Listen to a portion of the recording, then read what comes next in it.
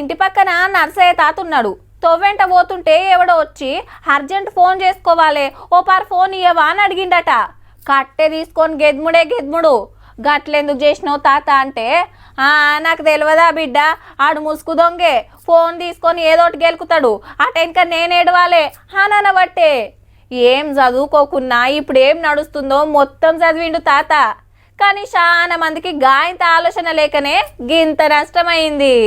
నిమిషానికి 44,000, గంటకు 26 లక్షలు, రోజుకు 6.5 కోట్లు, నెలకు 190 కోట్లు, ఏడాదికి 22,845 కోట్లు.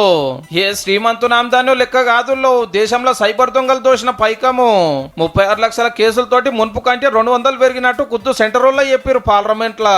గా బడివేగాళ్ళు ఏడుంటారో ఎట్లుంటారో ఎవ్వలకు తెలియదు.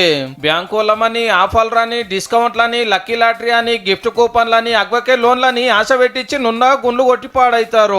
డ్రగ్స్ కేసులు ఇరుక్కున్నారు, ఏసీ బోల్ అరెస్ట్ చేస్తారట. బయట దేశంలో మీ కొడుకు మర్డర్ చేసిండు, అరెస్ట్ చేయొద్దంటే పైసలు పంపాలని అదొక రకం మోసము. కలెక్టర్లు, ఎస్పీల ఫోటోలు వాట్సాప్ డీపీలుగా పెట్టుకుని అర్జెంట్ గా పైసలు కావాలని అందరి కాడికి గుంజోడు.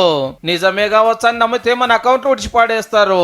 ఏబిసిడీలు రాని కూడా వ్యక్తి ఒకడు ఒక చిన్న 500 రూపాయల ఫోన్ తీసుకొని ఒక చదువుకున్న వ్యక్తిని మోసం చేయగలుగుతున్నాడు. అవు మరి ఇట్లా మోసపోయేది ఎక్కువ మటుకు చదువుకున్న వాళ్ళు, మంచి మంచి జాబులు చేస్తున్న వాళ్ళు, సిటీలలో ఉండేటోళ్ళే.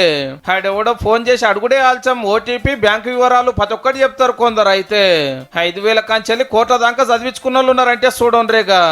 ఏడ్చుకుంటూ వచ్చి కేసులు పెట్టేటోళ్ళు కొందరైతే ఇజ్జత్ పోతుందని ఎవరికి చెప్పని వాళ్ళు చాలా మంది. అయ్యో పాప మనోడు కాదు, గట్లనే మీరెవరన్నా బోల్రవాడే రోజు జర పైలమోన్రే.